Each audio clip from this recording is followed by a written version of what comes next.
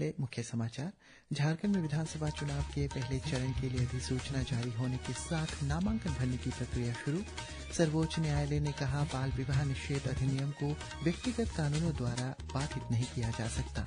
प्रधानमंत्री नरेंद्र मोदी विश्व शिखर सम्मेलन में भाग लेने के लिए मंगलवार से रूस की 2 दिवसीय यात्रा पर जाएंगे। राष्ट्रपति द्रौपदी मुर्मू और मलावी के राष्ट्रपति लेजारस चेकवेरा के बीच द्विपक्षीय वार्ता और प्रतिनिधिमंडल की स्तर की वार्ता जारी। और डेनमार्क ओपन बैडमिंटन में महिला सिंगल्स के क्वार्टर फाइनल में पीवी सिंधु आज इंडोनेशिया की ग्रेगोरिया मारिस्का तुंजुंग से मुकाबला कर रही है। अब समाचार विस्तार से।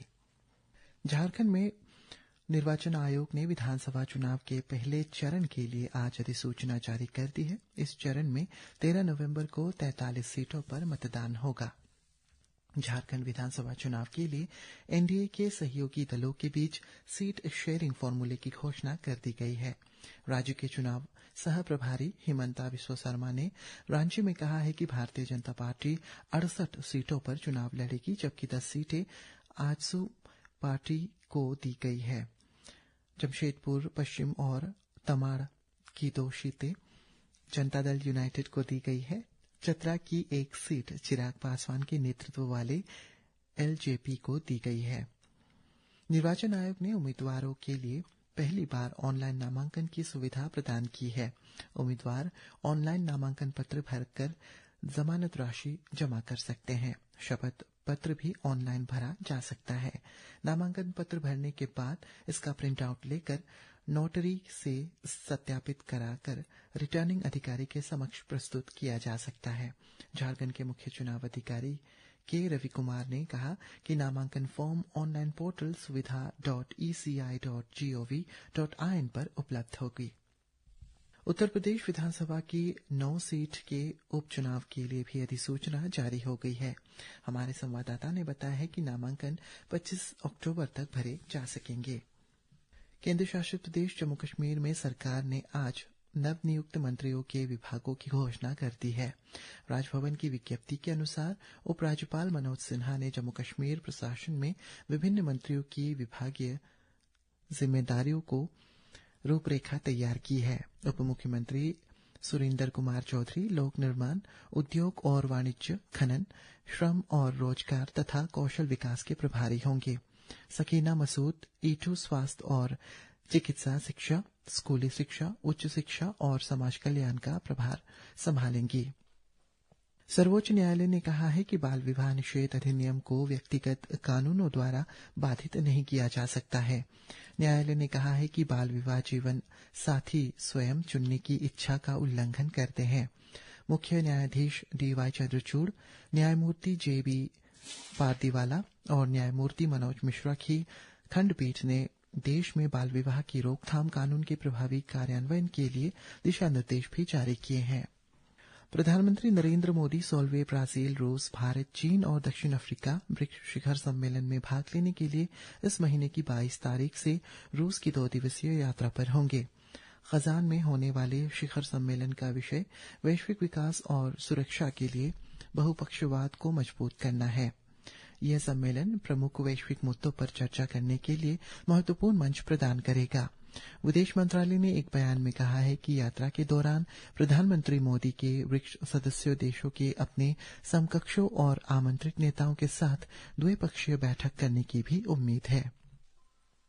राष्ट्रपति द्रौपदी मुर्मू 3 अफ्रीकी देशों की अपनी 3 दिवसीय यात्रा के दूसरे दिन लिलोंग्वे में मलावी के राष्ट्रपति लेजारस चकवेरा के साथ द्विपक्षीय बैठक की। हमारे संवाददाता ने बताया है कि इसके बाद दोनों देशों के बीच प्रतिनिधिमंडल स्तर की वार्ता हुई।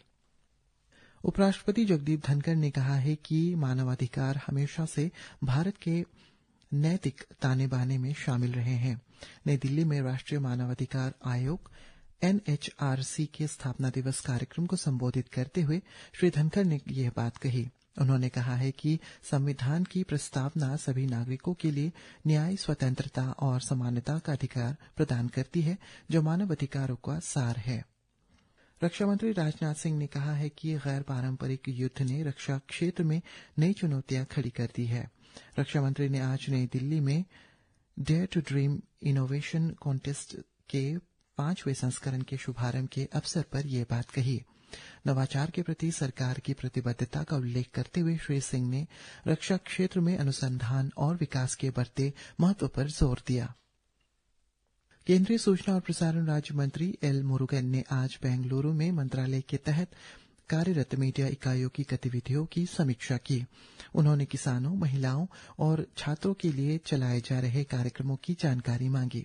श्री मुरुगन ने एक सामान्य सामग्री इकाई के गठन का सुझाव भी दिया, जो पत्र सूचना कार्यालय, दूरदर्शन, आकाशवाणी और मंत्रालय की अन्य इकाइयों के साथ सामग्री साझा कर सके।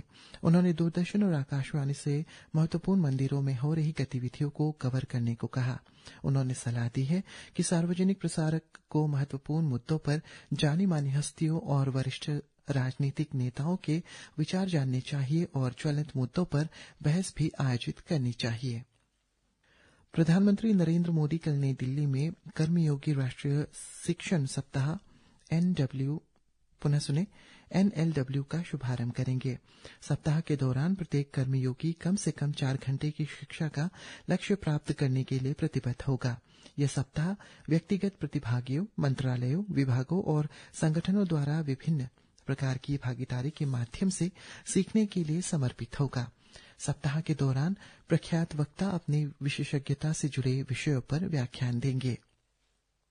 नई दिल्ली में एशिया का सबसे बड़ा टेलीकॉम उत्सव इंडिया मोबाइल कांग्रेस IMC के 8वें संस्करण का आज अंतिम दिन रहा। इस महीने की 15 तारीख को प्रधानमंत्री नरेंद्र मोदी ने भारत मंडपम में इसका उद्घाटन किया था। आकाशवाणी से बातचीत में एक प्रदर्शक ने कहा है कि इस आयोजन से उन्हें ग्राहकों से बातचीत करने और विभिन्न व्यवसायों के प्रतिनिधियों से मिलने का मौका मिला। नई दिल्ली में अंतर्राष्ट्रीय दूरसंचार संघ विश्व दूरसंचार मानकीकरण असेंबली ITU-WTSA में महिलाओं की अब तक की सबसे अधिक भागीदारी है। हमारे संवाददाता ने बताया है कि ये ऐतिहासिक कार्यक्रम दूरसंचार मानकीकरण के क्षेत्र में लैंगिक विविधता को बढ़ावा देने पर केंद्रित है। सर्दी के मौसम से पहले दिल्ली और राष्ट्रीय राजधानी क्षेत्र धुंध की चादर में ओढ़े हुए है। केंद्रीय प्रदूषण नियंत्रण बोर्ड CPCB के अनुसार आज सुबह वायु गुणवत्ता सूचकांक 292 पर पहुंच जाने से शहर की वायु गुणवत्ता खराब श्रेणी में पहुंच गई है। ऑस्ट्रेलिया में भीषण तूफान के कारण बिजली लाइनों के क्षतिग्रस्त होने से दक्षिण ऑस्ट्रेलिया में हजारों लोग बिना बिजली के रह रहे हैं। कल रात यहां बिजली गिरने से 1,30,000 से अधिक घटनाएं हुई। तूफान के कारण मूसलाधार बारिश और तेज हवाएं चली। राज्य आपातकालीन सेवा ने कल रात दक्षिण ऑस्ट्रेलिया में बड़े हिस्से में खराब मौसम की चेतावनी जारी की और लोगों को घर के अंदर ही रहने की सलाह दी गई। तूफान के पूर्व की तरफ विक्टोरिया राज्य की ओर बढ़ जाने से आज स्थिति बेहतर बताई जा रही है। डेनमार्क बैडमिंटन ओपन में 2 बार की ओलंपिक पदक विजेता PV सिंधु आज महिला सिंगल्स के क्वार्टर फाइनल में विश्व की 8वीं नंबर की खिलाड़ी इंडोनेशिया की ग्रेगोरिया मारिस्का तुंजुंग से खेल रही है। मैच भारतीय समय अनुसार 4:10 पर शुरू हुआ। ISSF निशानेबाजी विश्व कप के फाइनल में भारत ने कल नई दिल्ली में 4 पदकों के साथ अपना अभियान संपन्न किया। प्रतियोगिता के अंतिम दिन निशानेबाज विवान कपूर और रजत और अनंतजीत सिंह नरूका ने कांस्य पदक जीता। और बेंगलुरु में भारत के साथ पहले क्रिकेट टेस्ट के तीसरे दिन आज न्यूजीलैंड ने पहली पारी में 402 रन बनाए। अब अंत में मुख्य समाचार एक बार फिर।